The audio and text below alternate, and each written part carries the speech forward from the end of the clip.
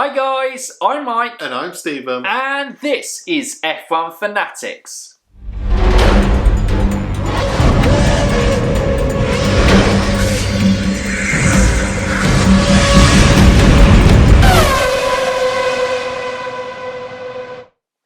Welcome back to another race preview, and we're going to a different track. Yeah. How exciting. And Austria was great in 2019. Brilliant, and it gave some very good racing for the start of the 2020 season, I think, in the first two rounds. Very good. But the Hungary, the first kind of proper Max versus Lewis battle, it was a brilliant battle for either of those, with Lewis Hamilton. Well, we'll come on to that when we kind of do our buzz review of the 2019 race. But it was a great battle between those two. Will we get it the same this year? Well, that's certainly something that I'm not too sure on. But we may get a battle between Lewis and Valtteri Bottas. That could be interesting to see. Fingers crossed we continue to have the great on-track battles that we saw in the second race at Austria. But how we do things here on a race preview at F1 Fanatics is we're going to give you a few little stats about the track. Then we're going to have a virtual lap, Mike's amateur lap, because what better way to kind of know what a circuit looks like than by having a drive-through tour. And it probably is that slow that it feels like a drive-through tour. It's a walk-in tour when no season, no F1 car. In F1 terms, probably. But yes, then we'll do a buzz review of the 2019 race before giving our thoughts ahead to the 2020 race. Who we think is going to end up on the podium, rounding off with those three bold predictions. And yes, that will be our race preview. So make sure you kind of stick around, because the bold predictions are always a good bit of fun to round off as well. So starting off with the stats, the Hungaroring is a 4.3 kilometre track, and it has 70 laps to constitute a race there. First race was in 1986, and the lap record is held by Max Verstappen from last year with a 1:17.1. And the most successful driver there, though, is Lewis Hamilton, a firm stronghold in his race calendar. 7 wins, and I think he's pretty much favourite to make it 8 wins. Yeah. Which would be pretty immense to get 8 wins at a single circuit. I think that will be his most at any circuit. I think Canada was also 7, so it'd be interesting. But yeah, Lewis and the Hungaroring go together very well. But that's your stats. Now, let's go and watch a Mike's amateur lap, because, well, it's just the best way to learn a racetrack. Enjoy.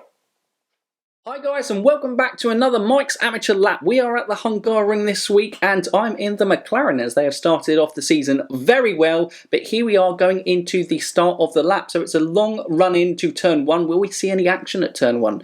Turn 1 has been rather uneventful at both Austrian Grand Prix. Oh, and I've taken that massively wide. We'll definitely see action if I'm taking that one as wide, or anyone does on Sunday. Into turn 2, which is kind of declining left-hander, and accelerating out through turn 3, all the way up through the gears 6, 7, up to the blind crest of turn 4. A great corner here, and it's obviously where Alexander Albon and Daniel Kvyat were fighting wheel to wheel before Albon had to concede the position. Turn 5 is an incline right-hander into the chicanes of turn 6 and 7. Oh, lock up and rather slow there. What are you doing, Mike? Anyway, we carry on. We're extending through these kind of chicane sections, get a little bit longer. It gets faster through each corner that you work your way through, using all the curbs here over there. And again, deciding that going apexes, I must have been told by Mercedes that I must avoid going on the curbs because of my gearbox. Maybe not. Anyway, through turn 11 here, we're now into the last sector 3, the slow left-hander of turn 13, making sure we're steady on the accelerator up to turn gear 4, round the last bend of turn 14, accelerating out into the DRS zone and across the line, and that is another Mike's Amateur Lap. And again, we are filming the race preview before I've actually done Mike's Amateur Lap, so I have no idea what car I just did that in or how good it was, but I'm going to guess amazing. It was incredible. It was a new world record for the Hungarian ring. Lewis Hamilton, you better watch out. I'm coming for you. New sim driver right here.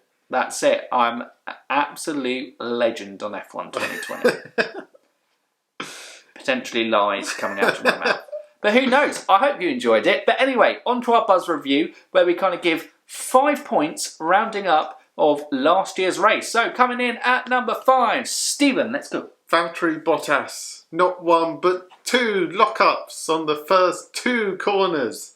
He was loving it. He was loving locking up those tyres. And put him out of contention.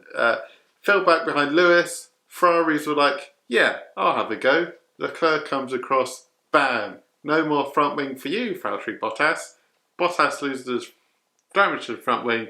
Race over. He's fighting Lando Norris for 8th at the end of the race. Oh dear. Valtteri, it wasn't a good day at the office, so he will certainly, leading the championship into the Hungary, be hoping for a better race this weekend. Point 4, that amazing on-track battle between Daniel Kvyat and Alexander Albon, which would, turn out to be the battle for the Red Bull seat. So naturally, Alexander Albon won that battle. And, Red Bull looked at it and go, wow, we've got to get this guy into the Red Bull. Oh, no, it was won by Daniel Kvyat. No. And he had the podium the week before. Yeah, actually. Now you mention it. Yeah, he was outperforming Albon, wasn't he? He probably was. But Albon, in fairness, came in late to the car. Let's not be harsh on him. Yeah. Daniel Kvyat is an awful driver. Yeah, it's a terrible driver. Rubbish. Yeah. It was a little bit hard. But the racing itself was absolutely fantastic from these two. The respect between each other, wheel-to-wheel racing, and then just Daniel Kvyat pushing him a little bit wide. So Alex Albon had to yield the position, and I believe he went on to kind of successfully finish ahead of Alexander Albon in the race. Point 3. Point 3. Round 1. Max versus Lewis. Ding ding. The lights are out. Lewis had a bit of a slow pit stop, putting behind Max, so he had to be pushing on his hard tyres. They were battling. Max was defending superbly, not giving up an inch, and forced Mercedes to think outside the box and pit early. But we may come on to that later. And it was a problem with Pierre Gasly. And obviously the Ferraris, who had already cashed in early to their summer break, they were on the beaches early at this point because they were nowhere near Max Verstappen and Lewis Hamilton at this stage. But yes, it's the problem with Pierre Gasly, and it's the problem with maybe Alexander Albon if he keeps his steering GP pace up. Look, we're not going to Albon bashing. He had a tough week after week 1, and he needs a big performance this week. But he needs to do what Gasly didn't do last year in the Hungary, which is be pushing the Mercedes, because Lewis basically had a free pit stop because there was no one behind to worry about, or traffic, or a teammate to kind of use to help support him. So bang, free pit stop, put in some brilliant qualifying laps, even though... We'll come on to that later. Sorry, I'm jumping the gun. This highlight 3 was round 1, Max versus Lewis. Ding ding. It was great. Did you not hear the bell? I heard the bell, but I kept punching. Jeez, this commentary team. Move on to your highlight 2. It was the Ferraris. I mentioned it there. They cashed in early. They were in a race between themselves. It was basically Charles Leclerc versus Sebastian Vettel all race. And I think Sebastian Vettel got the one-up on the strategy.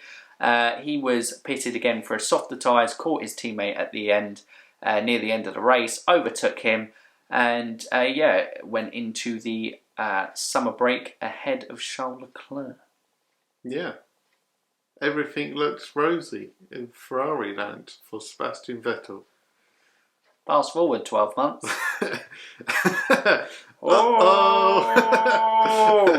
Oh dear, it's how things crumble in front of your eyes. Oh. But highlight 1, Max versus Lewis round 2.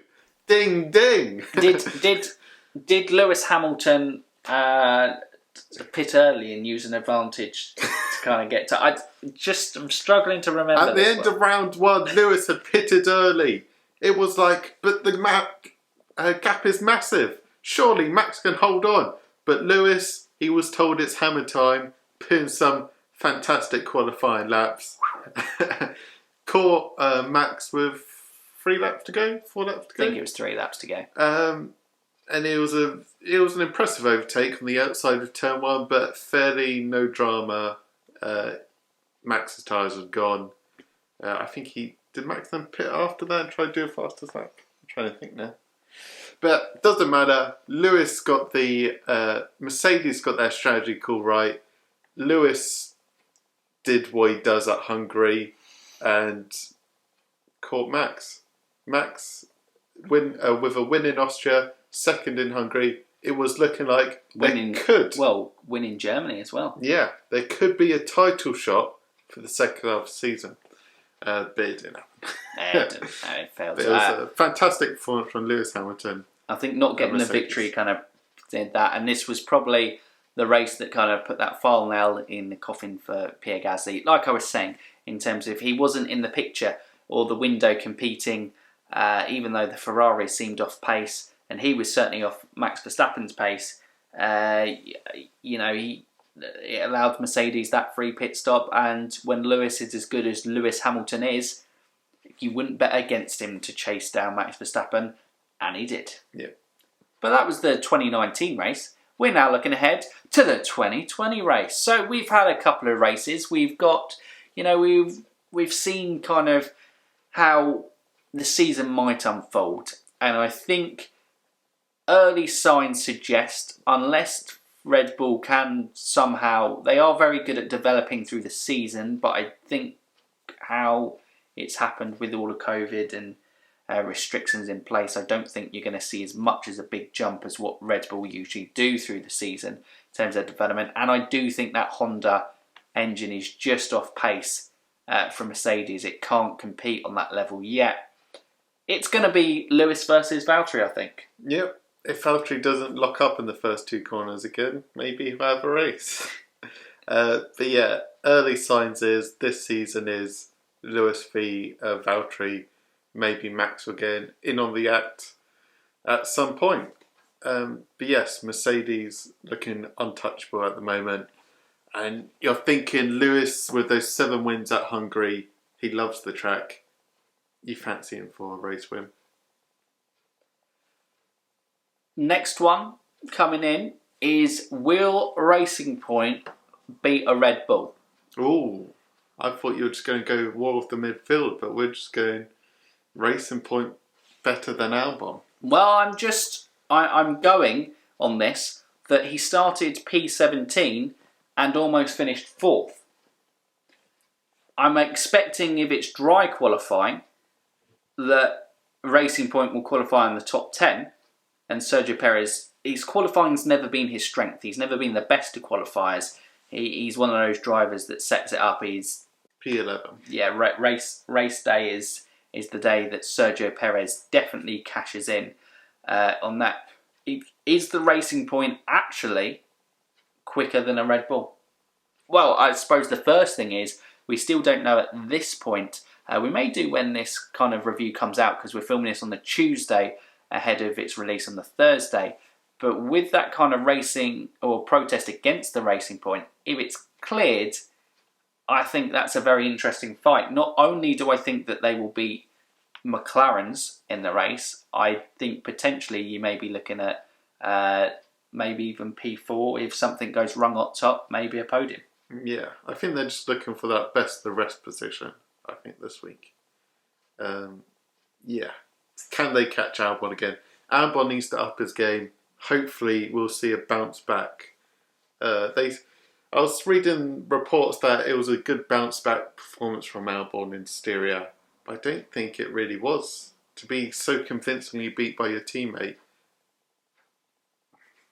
Really? There was an article on that? Yeah.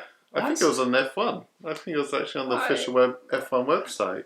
Like I said in the race review podcast, take off the rose-tinted glasses on Alexander Albon. Look, I want him to do well. I want him to improve. He's a young driver. Look, he's barely into his second season of Formula One, and he's learning, and he's certainly going to make mistakes and go along the way. And he is against who I think is a future world champion in Max Verstappen, who it's no shame to be beating and then go from there. But he needs, maybe Max is outperforming that car so much that it is really unfair.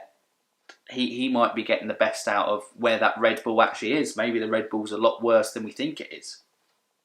Maybe.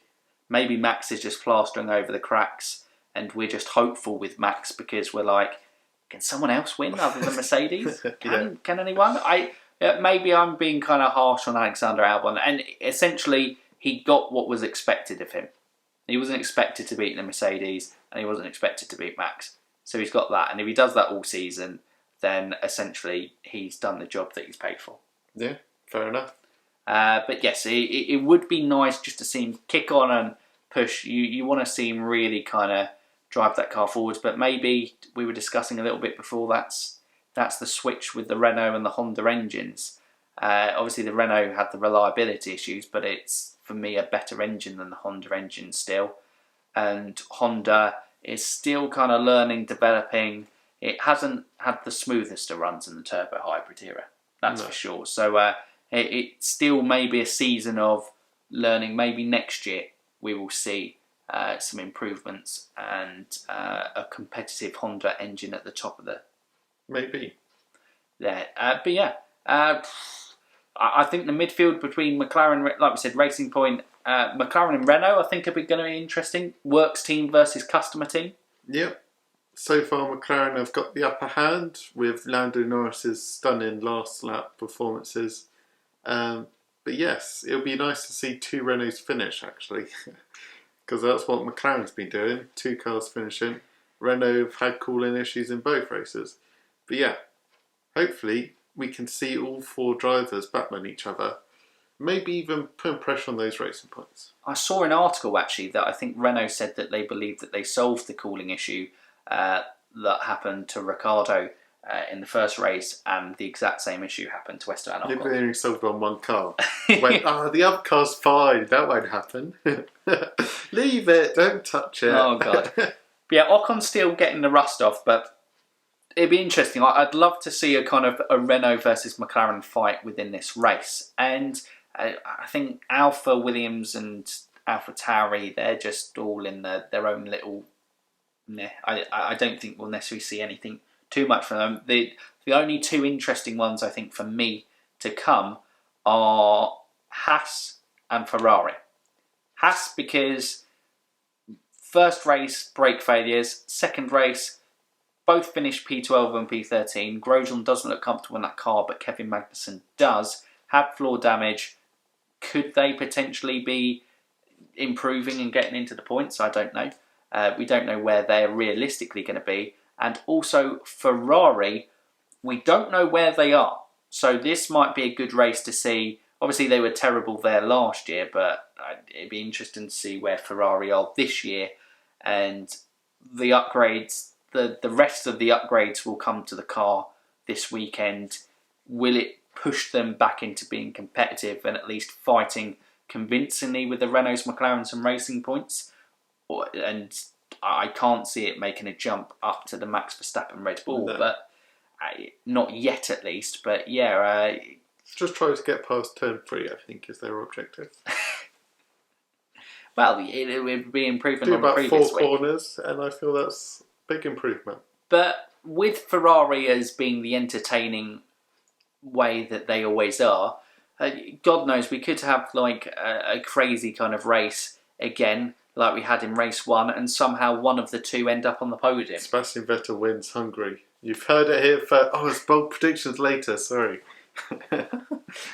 Oh, God. But yes, certainly is a little bit mental on that front. But podium predictions, Stephen. Who is going to be your top 3? Lewis, Bottas, Max Verstappen. Same. Yep. Combination of a Mercedes 1-2. See it being Lewis Hamilton just because he's won there 7 times. Pretty good bet to go on him. Can't see Verstappen being able to outpace the Bottas Red Bull. It'd be interesting. The Bottas Mercedes would be interesting because he did split the Mercedes for a long time, driving the hell out of that car. But Bottas isn't necessarily. Maybe the demons of last year's Hungary race will be in his mind. Potentially Max going P2 and Bottas P3, but I've got to back Valtteri Bottas here because I want to see a title fight. So Yeah. That's definitely Doesn't look like the Red Bull can offer that title fight, so it's all in the hands of Valtteri Bottas. That's for sure. But now, rounding off the race preview with our 3 bold predictions. So, Stephen, do you have them in your mind? Yeah, Ferrari to score points. Is that number 1? That's strong effort for race 1. Is that now a bold prediction? Is that a verified bold prediction? I don't know. Maybe a bolder prediction would be to finish in the top 5. Okay. No, I'll give one of the Ferraris to get a podium in Hungary. Okay, sticking with the podium thing, Sergio Perez will finish on the podium. I know we've done our serious podiums there, but Sergio Perez to finish on the podium in Hungary this weekend. Nice. I'm going to go for... Has to score... I want to say has to score points. But I don't know. Oh, okay.